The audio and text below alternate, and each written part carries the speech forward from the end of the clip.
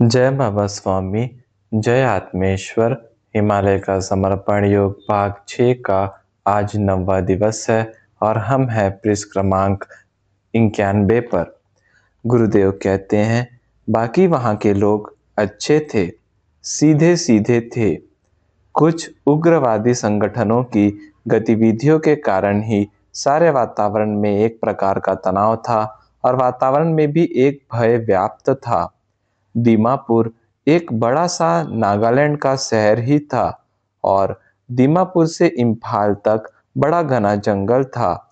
कुछ लोग लकड़ी के व्यापार में ही लगे हुए थे। मनुष्य अलग थे, वेशभूषा अलग थी, भाषा अलग थी, वातावरण अलग था। लेकिन मुझे एक अनुभव यहाँ आकर आया कि सभी मनुष्यों की समस्याएं एक जैसी ही होती है और जहाँ मनुष्य आया कि साथ समस्या आई है। बिना समस्या के कोई भी मनुष्य नहीं है, क्योंकि समस्या मनुष्य में ही है। मनुष्य के भीतर समस्या है तो मनुष्य को बाहर समस्या है और इस भीतर की समस्या को मनुष्य कभी भी अकेला हल नहीं कर सकता है और इसके लिए सामूहिक प्रयास करना होंगे। और यही मेरा अनुभव वहाँ पर आए साधक साधिकाओं को बताया। वहाँ भी लोग कोई न कोई संगठन से जुड़े हुए थे। उन्हें लगा मैं भी किसी संगठन से जुड़ा हूँ, लेकिन उन्हें मैंने बताया न तो मेरा कोई संगठन है और न मैं कोई संगठन से जुड़ा हूँ। मैं मेरे खर्च से आता हूँ और मैं मेरे ही खर्च से जाता हूँ। मेरा यह आने जाने का खर्च मेरी पत्नी वहन करती है। केवल यह कार्य करने में मुझे आनंद मिलता है, इसीलिए यह कार्य करता हूँ और यह कार्य मेरे गुरुदेव का कार्य है। मैं तो केवल प्रतिनिधि मात्र हूँ। मेरे माध्यम से वे ही इस कार्य को देख रहे हैं। कुछ लोगों ने इन बातों पर विश्वास किया। कुछ लोग आशंकित आशंकित होकर भी सुन रहे थे। ऐसा कैसे हो सकता है कि एक मनुष्य अपने खर्चे से आए और निःशुल्क कार्यक्रम करे? यह बात उन्हें कुछ हजम नहीं हो रही थी। कई संगठनों को लगा शायद मैं कोई नया संगठन खड़ा करना चाहता हूँ, लेकिन बाद में उन्हें पता चला ऐसा कुछ भी नहीं है। वहाँ पर सभी लोग ध्यान के बाद व्यक्तिगत रूप में ही मिलते थे। प्रत्येक मनुष्य एक दूसरे के साथ एक अंतर ही रखता था, जबकि मेरे लिए उनके प्रश्न या समस्या सामान्य ही थी। मुझे आकर ऐसा लगा मानो सारी मनुष्य जाति को ही दो भागों में बांटना चाहिए, एक अज्ञानी और एक ज्ञानी। बस, भले ही वे किसी भी देश के हो, किसी भी जाति भाषा के हो, वे इन्हीं दो भागों में आ जाते हैं। जो अज्ञानी हैं उन पर शरीर का प्रभाव अधिक होता है और वे शरीर की समस्या, शरीर की आवश्यकता, शरीर की सुविधा का ही सोचते हैं, क्योंकि अज्ञानता के कारण सोचते हैं। जो दिख रहा है वह शरीर ही सब कुछ है, जबकि वे अज्ञानी यह नहीं जानते कि शरीर तो इस जन्म में ही खत्म हो जाएगा। शरीर को दूसरा जन्म नहीं लेना पड़ता, लेकिन आत्मा को दूसरा जन्म लेना पड़ता है। तो शरीर से बड़ी समस्या आत्मा की ही है। आत्मा बड़ा है, शरीर का नहीं। शरीर अंगूर होता है, ही जीवन है। आत्मा को कई जीवन लेना पड़ते हैं। शरीर का जीवन तो आत्मा के जीवन का हिस्सा मात्र है, लेकिन अज्ञानता के कारण मनुष्य की दृष्टि संकुचित हो जाती है और वह अपने शरीर के अलावा और कुछ नहीं देखता है। और ज्ञानी मनुष्य जानता है यह जीवन नाशवान है। इस जीवन के बाद मुझे दूसरा जन्म न लेना पड़े, इसके लिए कुछ करना चाहिए। यह शरीर की समस्या तो इस शरीर के साथ ही समाप्त हो जाएगी। जब शरीर ही नाशवान है तो शरीर की समस्या कैसे शाश्वत हो सकती है? एक क्रिश्चियन पादरी भी शिविर में आते थे। उन्हें भी ध्यान से शांति प्राप्त हुई और वे इतने प्रभावित हुए कि वे बोले, हमारे चर्च में एक शिविर रखना चाहता हूँ, क्या आप आएंगे? मैंने कहा, अवश्य आऊंगा। वे बोले, आपका यह ज्ञान सारी मनुष्य जाति के लिए है। क्या करना चाहिए और क्या नहीं करना चाहिए, यह ज्ञान अगर उसे भीतर से ही मिल जाए तो वह ज्ञान बाहर से उसे देने की आवश्यकता नहीं रहेगी। मेरे उन्हें आश्वासन देने के बाद वे एक चर्च में शिविर करने की तैयारी करने लग गए। उन्हें भी शिविर में अनुभूति पाकर बड़ा ही अच्छा लगा। वे बोले, कई सालों से मैं इसकी खोज कर रहा था और मैं एक खुले दिमाग का मनुष्य, कहीं से भी अगर कोई ज्ञान मिलता है तो मेरे दरवाजे उसके लिए सदैव खुले ही रहते हैं। इसी खोज के कारण ही मैं पादरी बना हूँ। मेरी यह 10 दिन की नागालैंड यात्रा अच्छी रही। नए प्रकार के लोग मिले, नए वातावरण में गुरु कार्य करने का अवसर मिला। मेरी निजी आवश्यकताएं ही नहीं थी, इसीलिए कहीं भी मुझे सेट होने में दिक्कत नहीं होती थी और मैं कहीं भी आराम से गुरु कार्य कर पाता था। घर पर आकर पत्नी को नागालैंड यात्रा के अनुभव बताए। यहाँ के लोकल लोग भी कभी नागालैंड गए नहीं थे। वे भी वहां जाने से डरते थे और मैं शहरी होकर वहां जाकर आया, उसका यहाँ के लोगों को बड़ा आश्चर्य हुआ। मैंने कहा, तुम्हें लगता है कि मैं कहीं जाता हूँ, वास्तव में ऐसा नहीं होता। तुमने वह बच्चों का चाबी वाला बंदर देखा है ना? उसे हम चाबी देकर एक दिशा की ओर करके रख देते हैं, तो वह उस दिशा की ओर बैंड बजाते हुए आगे बढ़ जाता है। मैं अपने आप को उस बंदर के खिलौने जैसा पाता हूँ। मेरे गुरुदेव मुझ में ऊर्जा भर देते हैं और वे ही कहाँ जाना है वह दिशा भी तय करते हैं और उधर मुंह करके मैं चला जाता हूँ और जब तक की ऊर्जा भरी है उतना ही कार्य करता हूँ, या यूं कहें कि उतना ही कार्य इस शरीर से होता है और ऊर्जा समाप्त हो गई कि कार्य समाप्त हो जाता है। न मैं स्वयं कहीं जाता हूँ और न ही मैं गुरु कार्य करता हूँ। सब कार्य केवल होता है और वह कार्य गुरुदेव ही प्रेरणा देकर करवा लेते हैं। इसीलिए कार्य करने की थकावट मेरे शरीर पर ही नहीं आती है और न मैं सोचता हूँ कि मैंने कुछ कार्य किया। सब कार्य होता है और इसीलिए नया कार्य करने के लिए सदैव ही मैं तैयार ही रहता हूँ, क्योंकि प्रत्येक कार्य के बहाने से मुझे गुरुदेव के ऊर्जा स्वरूप आशीर्वाद मिलते हैं। एक दिन शाम को मैं मेरी छोटी लड़की को लेकर बाजार गया था और जब सब्जियां लेकर वापस आया तो पत्नी घर में रोती हुई मिली। मैंने पूछा, क्या हुआ? तो पत्नी ने बताया, आपकी माँ का अभी स्वर्गवास हो गया है। थोड़ी देर पहले ही फोन पड़ोस में आया था। मैंने कहा, एकदम अचानक ही ऐसा हो जाएगा ऐसा नहीं लगा था। वह तो ठीक होकर के घर आ गई थी, फिर अचानक यह कैसे हो गया? पड़ोस में यह समाचार मिलने के कारण यह समाचार काफी लोगों को भी प्राप्त हो गया और बाद में लोग इकट्ठा होना प्रारंभ हो गए। सब अब क्या करें उस पर विचार कर रहे थे। कुछ मंत्री थे, वे बोले हम हेलीकॉप्टर का इंतजाम कर देते हैं, आप हेलीकॉप्टर से गुवाहाटी जाओ और गुवाहाटी से हवाई जहाज से मुंबई जाओ और फिर मुंबई से घर जाओ, हम सारी व्यवस्था कर देते हैं। लोग अपनी अपनी बात कर रहे थे और मैं अपनी ही बात सोच रहा था। मुझे घर जाकर माँ के अंतिम संस्कार में पहुंचने में कोई रस नहीं था। मैं अपनी माँ की आत्मा के साथ संपर्क करने की तैयारी करने लग गया। मैंने सभी को कहा, आप अब घर जाओ, मुझे कहीं नहीं जाना है, मुझे अकेले छोड़ दो, मैं एकांत में कुछ दिन रहना चाहता हूँ। और मैंने पत्नी व बच्चों को भी पड़ोस में भेज दिया और मैं ध्यान कक्ष में ध्यान करने को चला गया। मैंने सभी को कहा, जब तक मैं स्वयं आकर बाहर का गेट नहीं खोलता, कोई भी इस कंपाउंड में भी न आए। और पत्नी को कहा कि इस बात का बराबर ध्यान रखना और मैं ध्यान कक्ष में ध्यान करने चला गया, क्योंकि मैं जानता था अभी ही स्वर्गवास हुआ है और अभी ही माँ की आत्मा के साथ आसानी से संपर्क हो सकता है और उसी के लिए मैं ध्यान लगाकर बैठ गया। वह शाम बीत गई, रात भी वैसे ही बीत गई। वहां पर बैठकर ही मैंने चित्त से ही माँ के अग्नि संस्कार में भाग लिया। मैंने ऐसा इसीलिए किया क्योंकि एक तो मैं किसी की मदद लेना नहीं चाहता था और मैं जानता था कि कितनी ही दौड़ भाग की तो भी माँ के अंतिम संस्कार में मैं नहीं पहुंच सकता था, क्योंकि घर काफी दूर था और मैं चित्त को स्थिर करने के लिए देह को स्थिर रखना चाहता था, देह को एकांत में रखना चाहता था।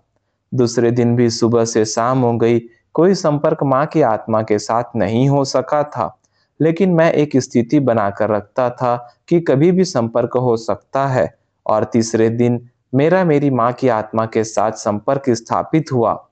जिस प्रकार से हम कुछ दिन किसी स्थान पर रहते हैं और वापस घर आते हैं, तो घर आ जाने पर भी हम वहाँ के लोगों से और वहाँ के स्थान के साथ जुड़े ही होते हैं और समय के साथ-साथ यह जुड़ाव कम होता जाता है। ठीक वैसा ही आत्मा का भी होता है। आत्मा भी देह छोड़ने के बाद भी उस देह से ही जुड़ी होती है। वह देह से मुक्त शीघ्र हो, इसीलिए शायद देह को अग्नि के हवाले कर जलाकर नष्ट कर देते हैं ताकि आत्मा उस शरीर से मुक्त हो सके। लेकिन फिर भी देह नष्ट हो जाने के बाद भी आत्मा 3 दिनों तक इस पृथ्वी पर घूमती रहती है और 3 दिन के बाद ही शरीर के प्रभाव से मुक्त हो पाती है। क्योंकि उन 3 दिनों तक आत्मा का अटैचमेंट या लगाव उस अपने शरीर के साथ होता ही है। तीसरे दिन जब माँ की आत्मा के साथ संपर्क हुआ, तो जाना माँ की आत्मा छोटी वाली बहन में अटक रही थी। बोली, तुम तीनों की गृहस्थी हो गई है, अब तुम लोगों की मुझे चिंता नहीं है। मुझे चिंता है सबसे छोटी वाली लड़की की, क्योंकि मेरी और मेरी 2 बहनों की शादी हो गई थी। उनके बच्चे भी थे, मेरे भी 3 बच्चे थे, सब अपने संसार में सुखी थे। लेकिन माँ की आत्मा छोटी बहन में ही अटक गई थी। फिर मैंने आश्वासन दिया, तू उसकी चिंता मत कर, मैं स्वयं उसकी जवाबदारी लेता हूँ। मैं उसकी अच्छी जगह शादी कराऊँगा, उसका भी अच्छा ही होगा। तू उसकी बिल्कुल चिंता मत कर, तू आगे की ओर प्रयाण कर। क्योंकि माँ की आत्मा का बहन में अटकना बहन के जीवन के लिए भी अच्छा नहीं था। वह किसी भी तरह आगे बढ़े, यही मैं चाहता था। किसी भी आत्मा का लालच, नफरत, लगाव अत्यधिक हो जाने पर वह उस मनुष्य के लिए एक खतरनाक स्थिति निर्माण कर देता है। मैं ऐसी स्थिति निर्माण होने देना नहीं चाहता था। खूब प्रयत्नों के बाद वह मान गई और आत्मा ने छोटी बहन को छोड़कर आगे की ओर प्रयाण किया। मैंने मेरी माँ की आत्मा के साथ आकाश में काफ़ी दूर तक यात्रा की और पृथ्वी की कक्षा के बाहर उसे विदा करके आया और धीरे-धीरे मेरी आत्मा मेरे शरीर में वापस आई। लेकिन मेरी आत्मा मेरी माँ की आत्मा के साथ जा रही थी, तो वह भी एक खतरनाक ही स्थिति थी, क्योंकि अगर वापस नहीं आती तो मेरी भी मृत्यु ही थी। क्योंकि ऐसे समय यह शरीर और मेरी आत्मा के बीच एक पतले से चांदी के तार का ही संबंध होता है। वह तार भी इतना पतला होता है कि कहीं दिखता है तो कहीं नहीं भी दिखता है। यानी वह इतना पतला और नाजुक होता है और ऊपर से देखा तो नीचे मुझे मेरा घर दिख रहा था। ऊपर छत थी, फिर भी ऊपर से पूर्ण हॉल दिख रहा था। हॉल में बैठा मेरा शरीर भी दिख रहा था और उस दिख रहे शरीर और मेरी आत्मा में केवल एक चांदी का पतला तार जुड़ा हुआ था। उसी एक तार से एकदम धीरे-धीरे मैं वापस अपने शरीर में आया। मैंने अचानक ही माँ की आत्मा को पहुँचाने के लिए उसके साथ जाने का निर्णय लिया था, लेकिन ऐसा प्रयोग आत्मा की शरीर के बाहर की यात्रा कहलाता है। यह मैंने अपने गुरुओं के साथ कई बार किया था, लेकिन अकेले प्रथम बार ही किया था। लेकिन वह प्रयोग सफल रहा। इसमें बराबर अपने शरीर में ही वापस आना होता है और शरीर अगर काफ़ी अन्य शरीरों के साथ हो तो वापस आने में कठिनाइयाँ होती है। इसीलिए इस प्रयोग को प्रारंभ करते समय यह ध्यान रखना होता है कि शरीर को संपूर्ण एकांत मिले। उस शरीर के आसपास कोई भी न आए, अन्यथा आत्मा का लिंक शरीर के साथ टूटने की संभावना होती है। दूसरा, कोई भी शरीर के पास आया तो उसे वह शरीर मृत ही लगेगा और वह यह मनुष्य मर गया कहकर साबित कर देगा और लोग दाह संस्कार ही कर देंगे, तो आत्मा वापस शरीर में नहीं आ सकती है। इसीलिए यह पूर्ण प्रयोग के दौरान उस शरीर की जिम्मेदारी किसी को तो भी दी जाती है। आज मैंने अपनी पत्नी को दी थी। उसे कहा था, बंगले के कंपाउंड में भी कोई नहीं आना चाहिए, इस बात का ध्यान रखना, अन्यथा मुझे बड़ी तकलीफ हो जाएगी। पत्नी की आदत थी कि वह ज़्यादा पूछताछ कभी नहीं करती थी। वह जो बोलो उसे पूर्ण ध्यान में रखती थी। इसीलिए माँ के अंतिम संस्कार में न जाने का और ध्यान करने बैठने का निर्णय मेरा अपना था और पत्नी ने इस निर्णय का समर्थन किया और मेरा साथ दिया।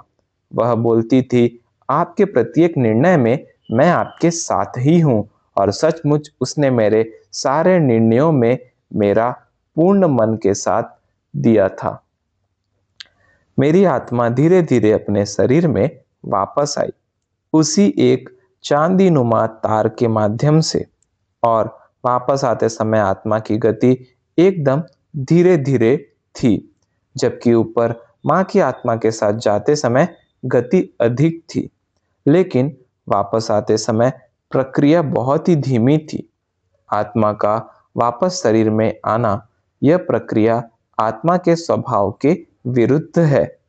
इसीलिए शायद वापस आने की गति अत्यंत धीमी थी। यह जो किया वह ध्यान साधना की ही एक प्रक्रिया है। यह भी एक साधना का ही प्रकार होता है। यह जितना आसान बताया उतना आसान है नहीं, क्योंकि इस साधना में आकाश में शरीर से निकलकर जाना आसान होता है, लेकिन वापस आना अत्यंत कठिन होता है, क्योंकि शरीर को आसानी से छोड़ना आत्मा का स्वभाव है, लेकिन उसी शरीर में वापस आना आत्मा के स्वभाव के विरुद्ध होता है, क्योंकि आत्मा उसी शरीर में वापस कभी भी नहीं आती है।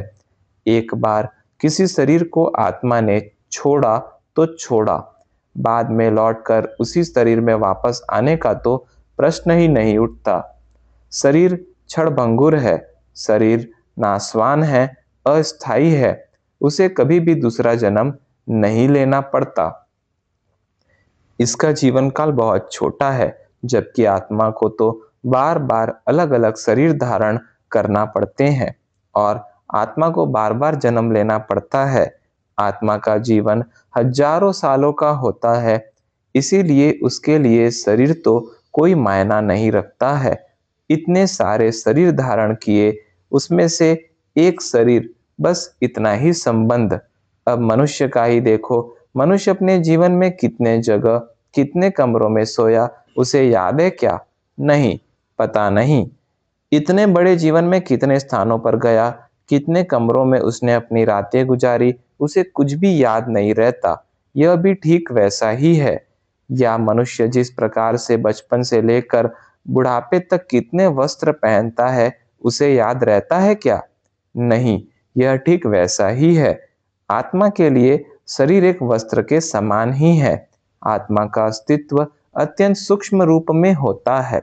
वह इतना सूक्ष्म होता है, स्वयं उस शरीर को भी पता करने के लिए आत्म साधना करना पड़ती है।